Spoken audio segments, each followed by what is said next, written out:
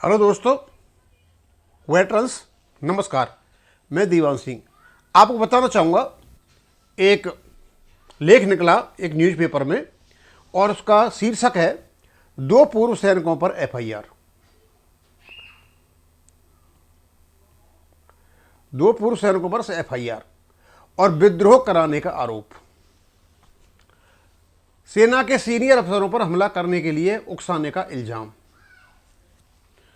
हमारे पूर्व सैनिक यूट्यूब बनाते हैं, काफ़ी बड़ी मात्रा में बनाते हैं, जानकारी देते हैं। कुछ यूट्यूबर्स ऐसे हैं हमारे सैनिकों के जो हमेशा कुछ ऐसे वीडियो बनाते हैं जिससे कि वहाँ काम कर रहे जो ऑफिसर हैं या सोल्जर्स हैं, एयरमैन हैं या सेलर्स हैं, आशंका की जाती है कि उनको उकसाया जा सकता है, यानी वो सीनियर लोगों पर आक्रमण भी कर सकते हैं, असॉल्ट भी कर सकते हैं और इनसबॉर्डिनेशन भी कर सकते हैं। ये दो प्रकार के लगाए गए हैं।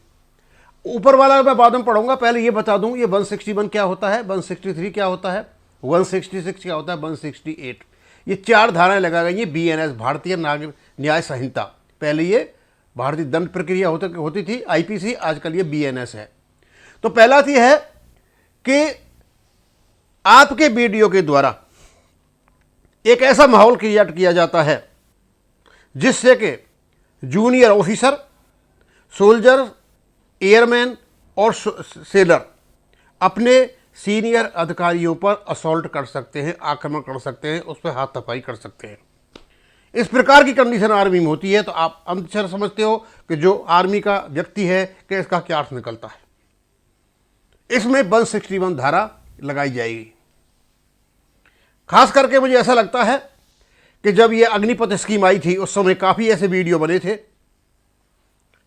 और उन वीडियो में शायद अबैटमेंट था, उकसाने का आरोप लग सकता है। अब किस किस पर हुई है एफआईआर?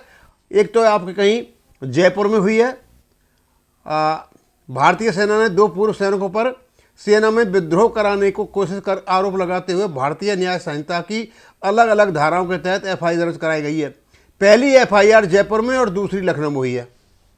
किसी व्यक्ति का नाम नहीं दे रखा है, लेकिन ऐसा हुआ है। अब क्योंकि वो नाम नहीं दे सकते हैं, ये न्यूज़ है। उसके बाद 163, किसी को आर्मी छोड़ने के लिए उकसाना, ये काफ़ी बड़ी मात्रा में हुआ है। जो अग्निपथ के जो वीर सैनिक थे उनको ऐसे उकसाया गया जैसे वो आर्मी को छोड़ के भागे। और शायद अब ये नहीं कह सकते कि वीडियो के माध्यम से वो क्या नहीं हुआ है, लेकिन कुछ जो अग्निवीर थे उन्होंने सीनियर ऑफिसर का हुक्म मानने से मना कर दिया था। अब कहीं कहीं तो चीज़ें लिंक होंगी, लेकिन ये खास करके ये जानकारी उन लोगों के लिए है जो वीडियो बनाते हैं और ऐसी चीज़ों से बचें। उसके बाद है अबैटमेंट ऑफ इनसबॉर्डिनेशन 166, या किसी को डिसओबीडियंस के लिए उकसाना का अपने सीनियर अधिकारी का हुक्म मत मानो। अब कौन नहीं मानेगा? जूनियर ऑफिसर नहीं माने, या सोल्जर नहीं माने, या सेलर नहीं माने, या एयरमैन नहीं माने। और लास्ट में है 168, बियरिंग गार्ब और carrying token used by soldier, seller. और यदि ये फौज की ड्रेस कोई आदमी पहनता हुआ पाया जाता है उस पर यह धारा लगेगी।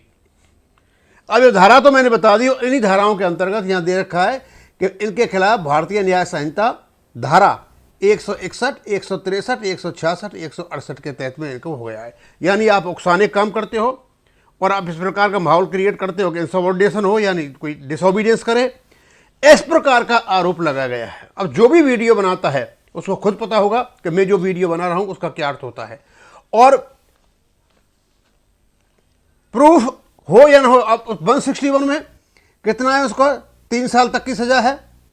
उसके बाद इसमें 2 इयर्स का है यदि किसी को आर्मी छोड़ने के लिए भगाते हो। और उसके बाद में आपकी है इनसबॉर्डिनेशन के लिए, इसमें शायद ज़्यादा सजा है, टर्म बीच में भी एक्सटेंड 2 इयर्स का है और इसमें भी 3 मंथ्स का है, बीच में एक्सटेंड टू 3 मंथ हो सकती है। मतलब इसमें 2-3 साल की सजा हो सकती है यदि ये प्रूफ हो जाता है। ये है तो फ्रीडम ऑफ एक्सप्रेशन, विचार की अभिव्यक्ति की स्वतंत्रता जो है इसमें कोई शक नहीं है, वो हमारा फंडामेंटल राइट है। लेकिन साथ में कुछ ऐसी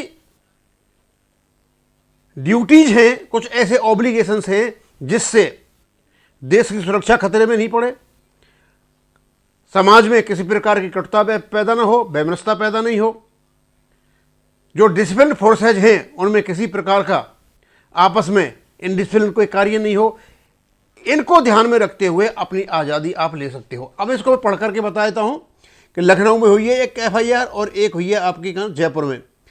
इन पूर्व सैनिकों पर यूट्यूब चैनल के जरिए सेना के बारे में भ्रामक जानकारी फैलाने और सैनिकों को उनके कर्तव्य से विमुख करने और सेना में विद्रोह भड़काने का आरोप है। ये बहुत सीरियस चार्जेज है। यूट्यूब बनाया जाता है, सैनिकों को भड़काया जाता है और सेना को विद्रोह करने के लिए भड़काया जाता है। ये काफ़ी बड़ा चार्ज है और यदि ये प्रूव हो जाता है तो ये गले की फांस बन सकता है।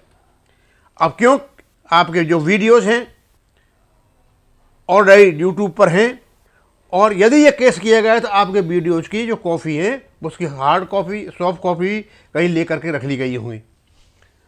सूत्रों के मुताबिक सेना की अलग अलग कमांड सोशल मीडिया में ऐसे पूर्व सैनिकों को नज़र रखे हुए हैं।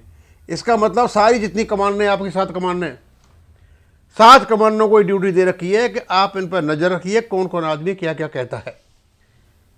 जो सेना के खिलाफ तरफ से शिकायत में कहा गया है कि ये पूर्व सैनिक यूट्यूब के जरिए जो वीडियो प्रसारित कर रहे हैं उसमें सैनिकों को उनके कर्तव्य से विचलित करने की कोशिश कर रहे हैं, सैनिकों को नौकरी छोड़ने के लिए भड़का रहे हैं और उन्हें भड़का कर सेना में विद्रोह करवाने का कोशिश कर रहे हैं। इनके खिलाफ भारतीय न्याय संहिता 161, 163, 166, 168 के तहत मामला दर्ज किया गया है। और आपका तो यदि ये प्रूव हो जाता है तो एविडेंस की भी जरूरत नहीं है, क्योंकि आपका स्वयं का वीडियो, आपका स्वयं का चैनल ही आपकी गवाही देगा और वही आपका एविडेंस और वही आपका रेलिवेंट फैक्ट है। कई इल्ज़ाम लगे हैं आरोपियों पर। BNS 161 सैन्य अनुशासन और अधिकार को सुरक्षा करता है और उन लोगों को दंडित करता है जो सैन्य अनुशासन और अधिकार को कमज़ोर करते हैं।